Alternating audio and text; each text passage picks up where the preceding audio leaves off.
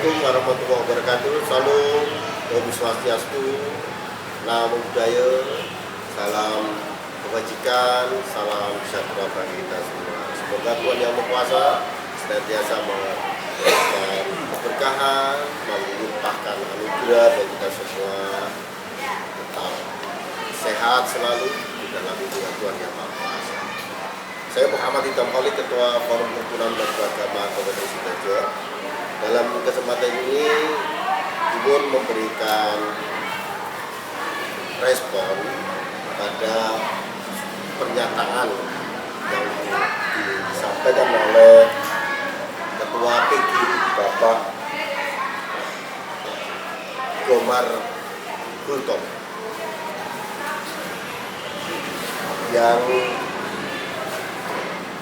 dimuat di dalam salah satu media cnnindonesia.com pada hari Minggu 4 Agustus 2004 yang lalu. Beliau menyampaikan kurang lebih sebagai berikut: sangat absurd otoritas negara untuk memberikan atau tidak memberikan izin mendirikan rumah ibadah tidak disandra oleh rekomendasi FKUB, karena FKUB itu bukan aparatur negara. Dengan sangat hormat, saya secara pribadi ingin menyampaikan beberapa hal. Yang pertama, FKUB bukan aparatur negara. Memang betul, FKUB bukanlah aparatur negara, tetapi FKUB itu menjalankan salah satu fungsi pelayanan publik dalam kebijakan pemeliharaan kerukunan umat beragama. Mengapa ada satu institusi non aparatur negara yang dibentuk untuk tugas-tugas pelayanan publik? Pasca reformasi, kita memiliki amanah untuk membangun pemerintahan itu yang lebih dekat dengan rakyat. Beberapa masa yang lalu, ketika pemerintahan ini dikelola oleh Orde Baru, banyak kritik terhadap peran-peran pemerintahan. Salah satunya adalah kemampuan pemerintahan itu yang sangat terbatas untuk melakukan langkah-langkah menyerap aspirasi dan melakukan kebijakan-kebijakan yang mampu untuk memahami situasi dan harapan dari masyarakat. Salah satu pandangan menyebut bahwa ada berjarak antara pemerintah dengan rakyat di dalam pengambilan kebijakan. Nah, dalam usaha untuk membangun pemerintahan yang baik ini, ada satu paradigma baru dalam tata kelola pemerintahan yang sangat populer, yang sangat kuat berpengaruh pada format pembentukan negara-negara pasca reformasi, salah satu Indonesia, yaitu membangun tata kelola pemerintahan yang lebih aspiratif, yang lebih cepat untuk memahami persoalan-persoalan di masyarakat yang dikelola dengan model kolaboratif government, yaitu satu pemerintahan yang melibatkan peran-peran partisipasi masyarakat di dalam pengambilan kebijakan-kebijakan. Dalam konteks inilah FKUB itu lahir secara khusus untuk memperkuat peran-peran pemerintah di dalam kebijakan pemeliharaan kerukunan umat beragama.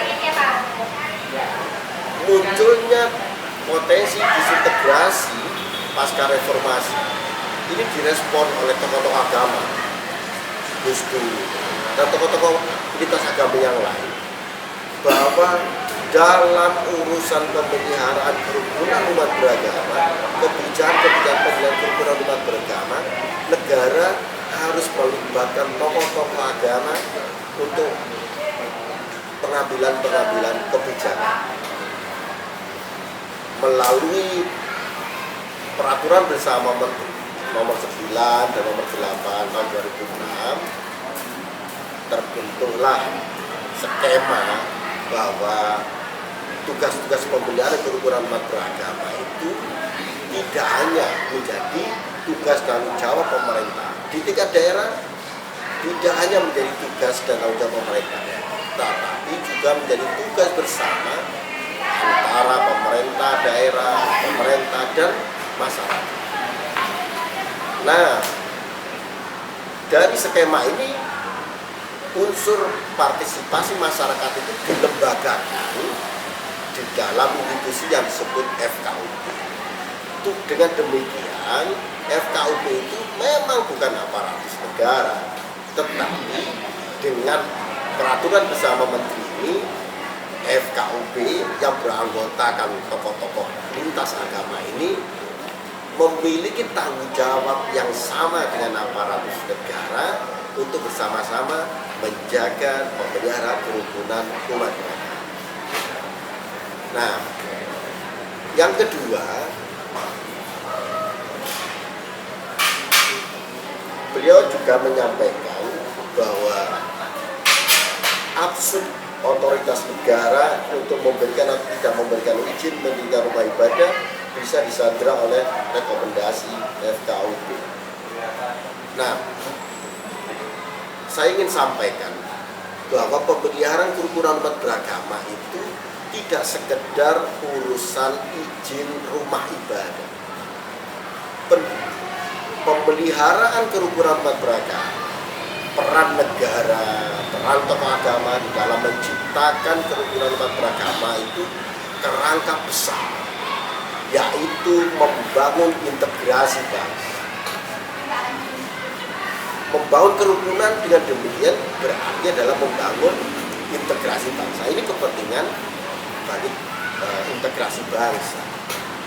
Nah, terkait izin rumah ibadah itu memang bagian dari pasal-pasal yang diatur di dalam peraturan bersama menteri. Ada di pasal 14 yang menyangkut syarat-syarat khusus 90 dan 60 rekomendasi KUP, rekomendasi Kemenak.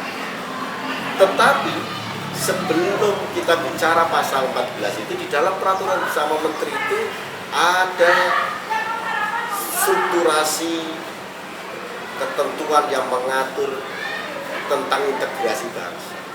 Apa itu? Di pasal 13 ayat 13 ayat 2 disebutkan bahwa pendirian rumah ibadah dilaksanakan dengan tetap terjaganya kerukunan umat beragama, tidak terganggunya ketentraman dan ketertiban umum, dan mematuhi peraturan perundang-undangan yang ada. Maka kalau kita bicara peran FKUP dari tokoh agama di dalam kebijakan pemilihan kerukunan umat beragama itu tidak sekedar urusan menerbitkan rekomendasi izin rumah ibadah, tetapi sebaliknya perihal izin rumah ibadah itu bagian dari kerangka besar kebijakan pemeliharaan kerukunan umat beragama. Tujuan itu apa? Integrasi bangsa. Maka ketika bicara tentang rekomendasi izin rumah ibadah, apa yang diambil oleh FKUP? FKUP akan mendahulukan terciptanya kondisi kerukunan itu di masyarakat, ketertiban, juga ketentraman di masyarakat itu yang dituangkan di dalam pasal 13 sebelum kita menginjak masuk berbicara pasal 14 dan seterusnya. Inilah yang dilakukan oleh kami FKUP khususnya di Sidoarjo. Seluruh tokoh-tokoh agama kita ajak perihal keberadaan satu bangunan rumah ibadah tidak bisa dilepaskan begitu saja dari konteks sosial. Apa konteks sosialnya? Bahwa keberadaan rumah ibadah itu harus tercipta, harus ada di dalam suasana kerukunan umat beragama. Nah, Bagaimana jika suatu kelompok agama tertentu yang ingin mendirikan rumah ibadah, tetapi masih ada potensi konflik di masyarakatnya? Apakah kita tolak? Kami khususnya dari Sidoarjo ini, FKUP Sidoarjo, ketika terjadi situasi potensi konflik, di mana keberadaan suatu rumah ibadah itu mendapatkan reaksi negatif, protes, atau tidak diterima oleh masyarakat umum, maka kami mengajak para pimpinan panitia pendiri rumah ibadah itu untuk flashback ke belakang, yaitu mendahulukan sehingga terjadilah trust di antara satu sama lain. Ada gereja yang dulu sempat komunitasnya mau diusir oleh masyarakat setempat. Lalu kita coba petakan apa persoalan. Satu persatu persoalan ini kita komunikasikan. Terbangunlah kembali kepercayaan masyarakat pada kelompok. Memang persoalan rumah ibadah berdiri rumah ibadah itu sangat beragam, tidak bisa hanya persoalan-persoalan itu lalu disimpulkan secara presumptif adalah tindakan intoleran dari suatu kelompok mayoritas kepada kelompok minoritas yang ingin mendirikan rumah ibadah. Masalahnya kompleks sekali.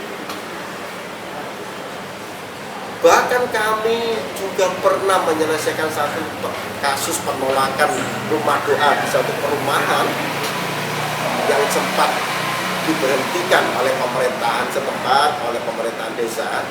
Setelah kami petakan di lapangan, ternyata yang menjadi sumber persoalan adalah persaingan antar pemuka agama, persaingan sesama pendeta. Tetapi apakah ini tidak bisa kita selesaikan? Inilah tugas FKUP sesungguhnya, membangun dialog, membangun pertemuan antar kelompok yang berbeda pandangan, sehingga terjadi titik temu, terjadi titik keseimbangan. Inilah sesungguhnya dimaksud dengan kebijakan, langkah-langkah membangun, memelihara kerukunan umat beragama.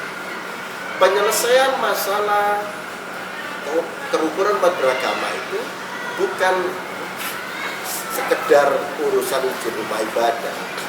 Penyelesaian problem konflik izin rumah ibadah itu bukan semata-mata harus kita akhiri dengan penerbitan izin selembar kertas. Saya kira bukan di situ. Penyelesaian konflik kerukunan umat beragama itu ada pada titik membangun equilibrium, keseimbangan antara kelompok-kelompok yang sedang berkonflik. Membangun keseimbangan antara kepentingan-kepentingan mereka yang sedang disharmoni. Membangun keseimbangan harapan dan tuntutan dari kelompok-kelompok yang sedang berseberangan. Disitulah kebijakan membangun kerukunan. Itu pula yang selama ini kami di Sidoarjo membangun kerukunan.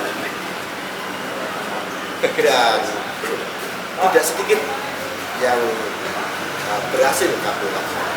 Dan di antara kelompok-kelompok yang banyak kami lindungi eksistensinya itu justru teman-teman gereja, teman-teman Kristen. Tetapi persoalannya sangat kompleks, bukan sekedar vis-a-vis antara mayoritas Muslim dengan minoritas Kristen. Tidak, persoalannya beragam, persoalannya sangat kompleks. Disitulah fungsi FKUP yang bisa dengan leluasa, karena bukan aparatus murni, aparatur negara yang kami dibatasi yang oleh jam kerja Senin sampai Jumat jam 7 sampai jam 4, tidak. Justru kami yang bukan aparatur negara ini memiliki kekuatan untuk membangun kerukunan itu, karena kami bisa bekerja kapan saja. Kami biasa bekerja, bertemu dengan masyarakat, mengajak dialog dengan masyarakat, mempertemukan antar kelompok yang berseteru, membangun mediasi antar kelompok yang sedang berkonflik. Bisa malam hari, Sabtu, hari Minggu, di mana mereka bisa bertemu, kami ada di sana.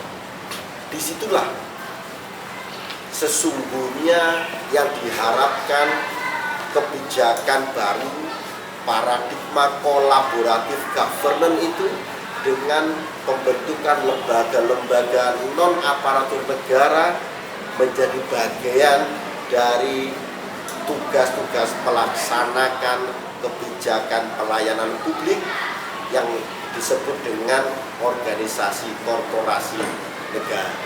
FKUB menjadi salah satu model lembaga non-aparatur negara, tetapi terbentuk dalam paradigma kolaboratif governance, yaitu negara melibatkan partisipasi masyarakat, negara melibatkan tokoh-tokoh agama di dalam tugas-tugas pemeliharaan kerukunan umat beragama dalam rangka membangun integrasi sosial, kemajuan sosial. Terima kasih. Assalamualaikum, salam sejahtera bagi kita semua.